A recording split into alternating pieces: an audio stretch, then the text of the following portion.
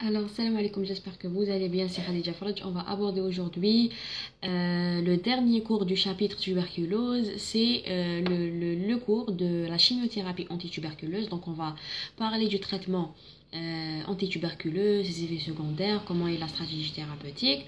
Et bien sûr, on va aborder quelques cas particuliers qui sont hyper tombables en ce qui concerne ce chapitre de tuberculose.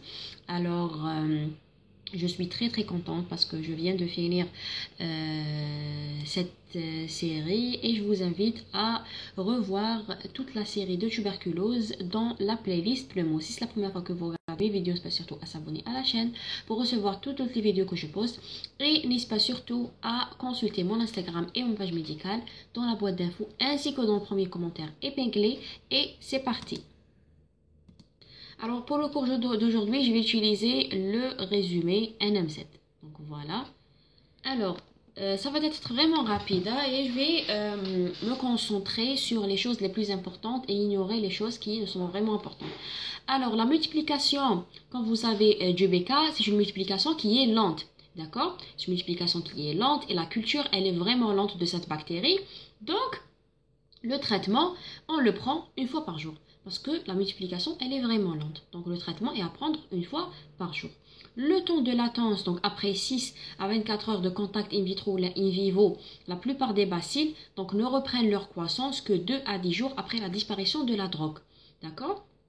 D'où la nécessité d'un traitement prolongé. Donc, toujours, quand la drogue disparaît du milieu, il y a toujours quelques bacilles qui reprennent leur activité. Donc, c'est pour ça que le traitement antituberculeux, c'est un traitement de longue durée pour stériliser tout le foyer. Donc, généralement, c'est un traitement de 6 mois. Et comme vous savez tous que les BK sont des bactéries qui ont une certaine résistance aux antibiotiques, c'est pour ça, pour éviter cette résistance, il y a une nécessité d'associer plusieurs antibiotiques. C'est pour ça qu'on parle de RH7 par exemple, 4RH. Donc, c'est une association de plusieurs antibiotiques pour éviter le risque de résistance. Voilà. Donc les médicaments essentiels utilisés en Algérie sont au nombre de 5. Donc l'isoniazide qu'on le représente par la lettre H, la rifampicine par la lettre R, la streptomycine par la lettre S, pyrizinamide par la lettre Z. Donc quand vous voyez la lettre Z, c'est le pyrizinamide. Et l'éthambutol par la lettre E. D'accord? Très bien. Alors ils sont bactéricides, donc ils tuent les bactéries, d'accord? Généralement, l'éthambutol, ce n'est pas un bactéricide, c'est un bactériostatique. Mais les autres sont bactéricides, donc ils stérilisent vraiment le foyer, voilà, à l'exception de l'éthambutol qui est bactériostatique.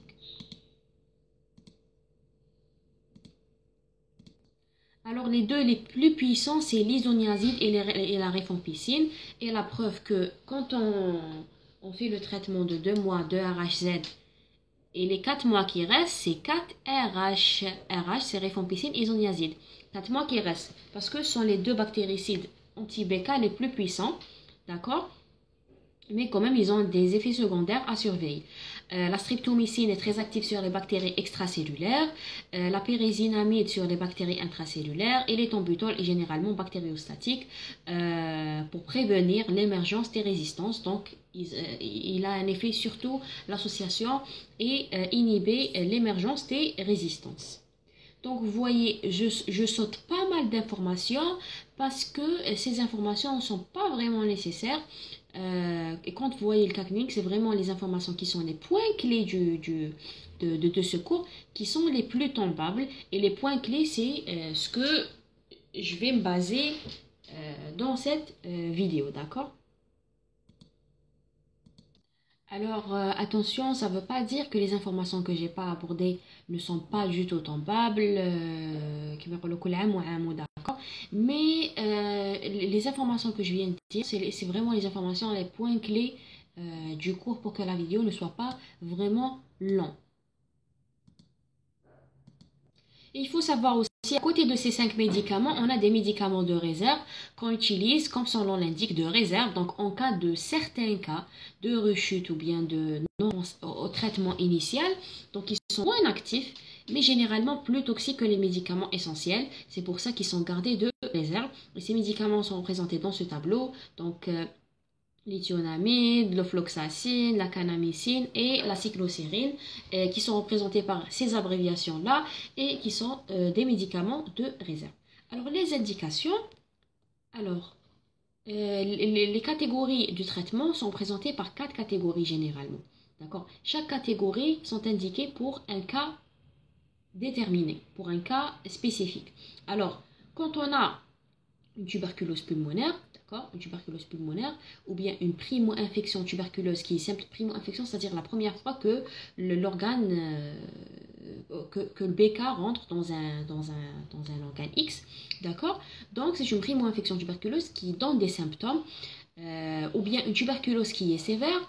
Qu'est-ce que ça veut dire une tuberculose sévère? Comme par exemple la miliaire tuberculeuse. Et je vous invite à regarder la vidéo où j'ai parlé de la miliaire tuberculeuse. C'est une tuberculose qui est très très sévère. Donc là, on utilise le traitement de catégorie 1. Le traitement de première ligne ou de catégorie 1, de première ligne, c'est quoi? C'est de 6 mois, d'accord? Le traitement de 6 mois. Donc 2 ERHZ, 4 RH. Donc 2 mois, on utilise l'association d'éthambutol, rifampicine, isoniazide, pyrizinamide. Et 4 mois avec rifampicine, isoniazide. D'accord? Donc ça, c'est le traitement de tuberculose pulmonaire, la primo-infection tuberculeuse et les tuberculoses qui sont vraiment graves. D'accord?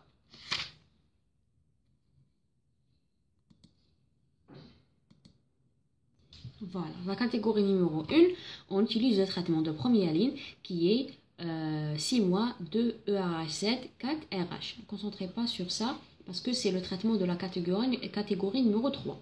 Alors la catégorie numéro 3, avant de parler de la catégorie numéro 2, la catégorie numéro 3 intéresse les tuberculoses extra-pulmonaires. Comme on a déjà dit, la tuberculose ganglionnaire ou bien pleurale, l'essentiel que c'est en extra-pulmonaire, ou bien des primo-infections tuberculeuses avec des adénopathies médiastinales sans atteinte pulmonaire visible. Mais c'est plus surtout pour traiter les tuberculoses extra-pulmonaires. Alors le traitement des tuberculoses extra-pulmonaires, comme on a déjà dit dans la vidéo qui est précédente, c'est 2 RHZ, 4 RH. Donc c'est seulement le traitement de première ligne, mais sans le E, sans l'éthambutol. D'accord? On supprime l'éthambutol, il nous reste 2 mois de rifampicine, isoniazide, pyrizinamide et les 4 mois qui restent, c'est rifampicine, isoniazide. D'accord? Très bien.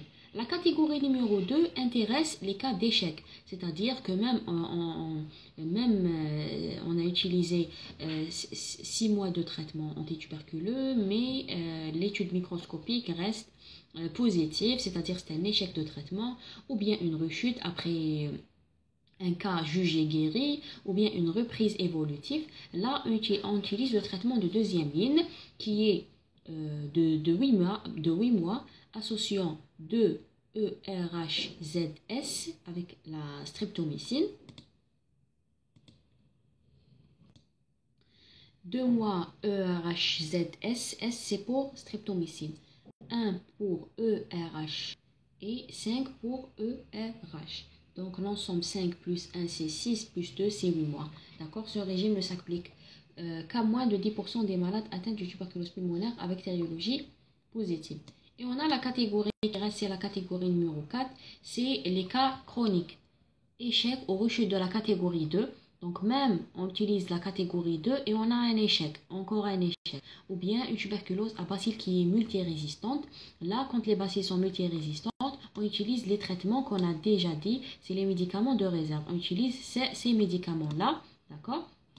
C'est là qu'interviennent ces médicaments-là.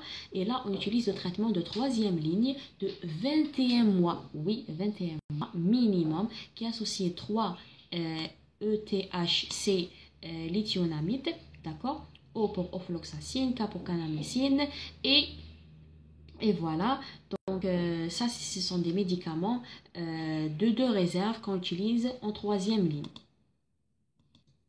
Et les 18 mois qui restent, ETH, O, Z, donc ce sont des traitements qui sont utilisé dans des rares cas de rechute. Voilà qui tableau qui récapitule ce qu'on vient de dire.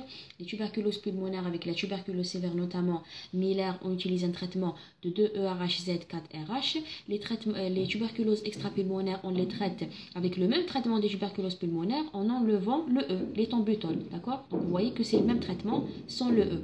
D'accord? Très bien. Les cas chroniques, on a déjà dit que c'est le traitement de troisième ligne associant les médicaments de réserve. Et on a les cas de rechute, l'échec de l'un des lignées, donc soit échec de traitement de tuberculose pulmonaire ou l'échec du traitement de tuberculose extrapulmonaire.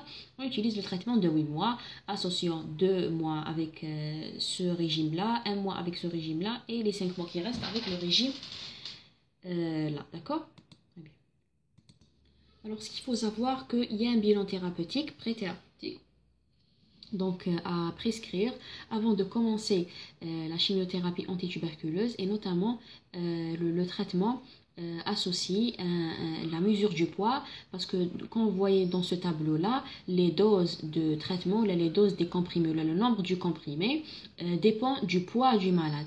D'accord? Dépend du poids du malade. Et donc, c'est vraiment important dans les cas cliniques. Il vous donne, par exemple, 2 comprimés ou bien 3 comprimés. C'est en fonction du poids du malade.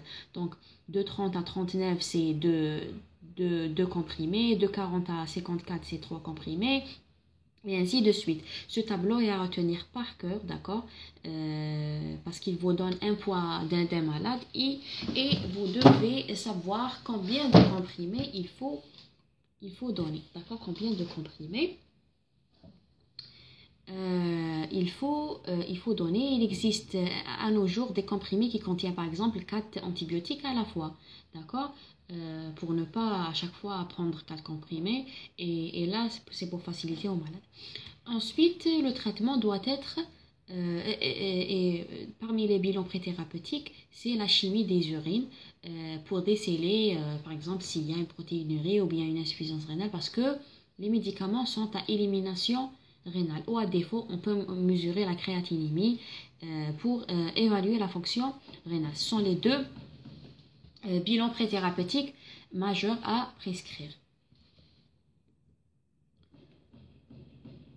Voilà. Et voilà une remarque qui est très très importante, l'ingestion des médicaments oraux à jeun ou 2 heures après un petit déjeuner léger. Donc voilà, les médicaments de préférence doivent être ingérés à jeun pour ne pas risquer de faire une interaction avec un aliment ou bien qui va retarder leur absorption. D'accord? Très bien. Alors la surveillance, donc on doit surveiller cliniquement par des signes cliniques et surtout bactériologiquement. Bactériologiquement comment? Par l'étude microscopique par exemple des crachats. D'accord? Pour voir est-ce qu'il reste des bactéries ou non. Alors la bactériologie, quand on utilise un régime de premier ligne, c'est-à-dire un régime de 6 mois, d'accord? La bactériologie se fait à la fin du 2e mois et au niveau du 5e mois et à la fin du 6e mois, c'est-à-dire à la fin du traitement.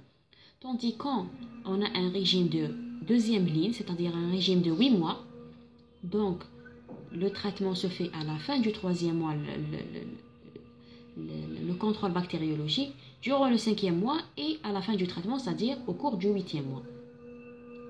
La radiologie, on ne traîne pas toujours à faire une radiographie tout le temps, donc au début et au fin de traitement. Alors, on a déjà parlé que les antituberculeux présentent plein d'effets secondaires et ces effets secondaires sont classés en 2 catégories. On a les effets secondaires mineurs, c'est-à-dire qu'on peut les gérer, par exemple réduire la dose, etc. Ce ne sont pas vraiment graves. Et on a les effets secondaires majeurs qui sont jugés graves et qui nécessitent le plus souvent l'arrêt du traitement. Alors l'effet secondaire mineur, on a l'euphorie ou bien l'insomnie. Là, la conduite à tenir, c'est de vérifier la posologie et la prise matinale du médicament. L'isoniazide peut aussi causer un acné du visage. Là, c'est un effet secondaire qui est mineur. D'accord, on est d'accord. Donc, le traitement dermatologique, si aggravation des lésions. L'isoniazide peut aussi causer des paresthésies des membres inférieurs. On doit vérifier aussi la posologie, si la posologie elle est exacte par rapport au poids. La rifampicine peut aussi causer des troubles digestifs, donc aucune prise au cours des repas ou traitement symptomatique antiémétique s'il y a un vomissement. Acné de visage, surtout si traitement dermatologique s'il y a aggravation. Pyrizinamide, il peut causer une arthralgie plus une anorexie. Les arthralgies, généralement, ils sont traités symptomatiquement, c'est-à-dire par les anti-inflammatoires non stéroïdiennes et les antalgiques généralement. D'accord? L'éthambutol peut causer des nausées, traitements symptomatiques. La streptomycine peut causer une striction de visage ou bien des nausées, des vertiges. Là, le traitement est purement symptomatique. Donc, vous voyez que les effets secondaires mineurs, on peut les contrôler par un traitement symptomatique et n'entraînent pas généralement l'arrêt définitif du traitement. Tandis que les effets secondaires majeurs, donc, vous voyez là que ce sont des effets qui sont un peu plus graves. Donc, purpura ou bien une anémie hémolytique, là, l'hémolyse est grave. Donc, c'est un effet secondaire majeur. Donc, l'effet secondaire majeur, notamment purpura et l'anémie hémolytique, sont causés par la rifampicine et la streptomycine. D'accord? Et nécessitent plus souvent un arrêt définitif du traitement. Pour les hépatites avec ictère, les 3 médicaments sont responsables, notamment l'isoniazide, pyrizinamide et rifampicine. D'accord? Et on doit arrêter temporairement le traitement. On doit faire un bilan hépatique biologique. Et si le bilan n'est pas perturbé, on peut diminuer les doses, voire reprendre le traitement. Sinon, on va faire un arrêt définitif du traitement. La surdité ou bien les troubles vestibulaires, on sait tous que c'est la streptomycine qui cause généralement ces effets secondaires majeurs. Et là, on doit arrêter totalement et définitivement le traitement. Ça, car c'est vraiment toxique et peut causer une surdité qui est non réversible. Pour l'épilepsie, le médicament responsable, c'est l'isoniazide. Et on doit contrôler la posologie des médicaments. Pour la névrite optique, c'est surtout l'éthambutol. Et là, on doit arrêter totalement et définitivement le médicament. D'accord ? Ce que vous devez retenir, c'est faire la différence entre les effets secondaires mineurs et les effets secondaires majeurs. Ça, c'est d'un cas. Et de l'autre côté, vous devez savoir la conduite à tenir devant toute complication, devant tout effet secondaire et les médicaments responsables. Parce que, par exemple, la surdité, c'est la streptomycine qui fait ça. D'accord ?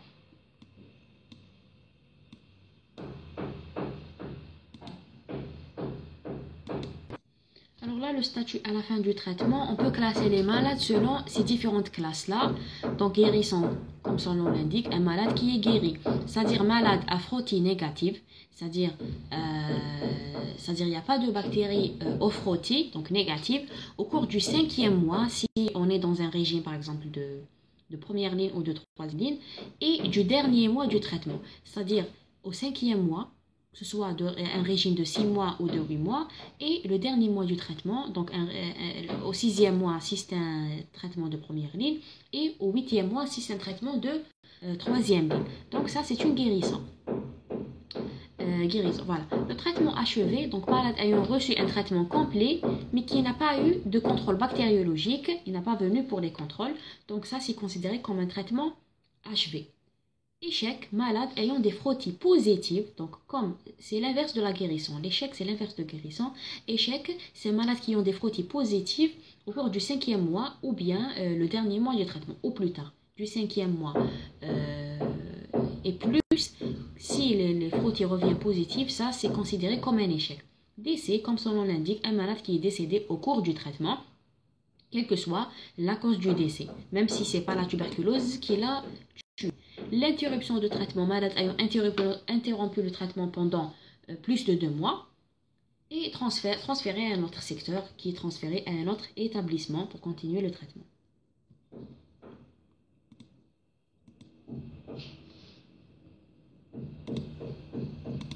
Il existe quelques cas particuliers qui sont hypertombables en cas clinique et que vous devez faire attention dans le module de pneumologie. Donc, je vais être vraiment bref parce que là, il y a beaucoup d'informations et je vais essayer de les simplifier et d'être vraiment bref. Alors, premièrement, les malades sous contraception orale.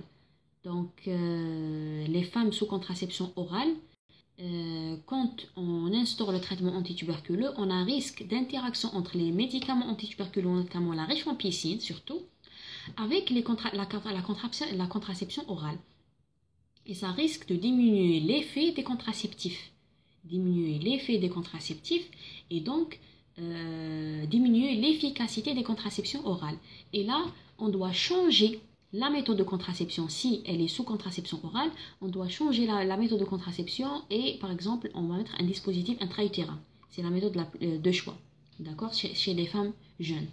Donc là, il faut faire attention en cas clinique. Si la malade elle est sous contraception orale et on doit instaurer le traitement antituberculeux, on doit changer la méthode de contraception parce que la contraception orale devient inefficace. La femme enceinte, il faut savoir que la chimiothérapie antituberculeuse, elle n'est pas contre-indiquée pendant la grossesse. Cependant, on doit faire attention face à la streptomycine et la kanamycine qu'il faut éviter en raison de risques tératogènes. Et bien sûr, après l'accouchement, donc il faut adapter la posologie au nouveau poids de malade parce qu'on aura diminution du poids et automatiquement, pourquoi pas, une nouvelle posologie.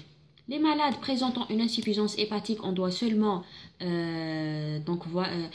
les malades qui présentent une insuffisance hépatique prouvée biologiquement, on doit seulement réduire les doses d'isoniazide ou bien les doses d'érifampicine en surveillant le taux de transaminase. Donc on doit seulement réduire les doses. Les malades qui présentent une insuffisance rénale chronique, donc le régime thérapeutique, il faut savoir que c'est le même que ceux utilisés chez le sujet en fonction rénale normale, mais les doses doivent être adaptées en fonction de la créatine. Ça c'est vraiment important. Donc et ça soulève l'importance de faire une chimie des urines dans le bilan préthérapeutique. C'est pour évaluer s'il y a une fonction rénale normale ou bien non. Parce qu'il faut savoir que les antituberculeux sont à élimination rénale. Si la fonction rénale n'est pas bonne, on aura une élimination qui est ralentie, on aura accumulation du médicament au niveau sanguin et on aura un effet toxique du médicament. D'accord? C'est ça l'intérêt d'évaluer la fonction rénale et bien sûr réduire la dose en fonction de la clairance. Ça, je juge pas important vraiment à retenir.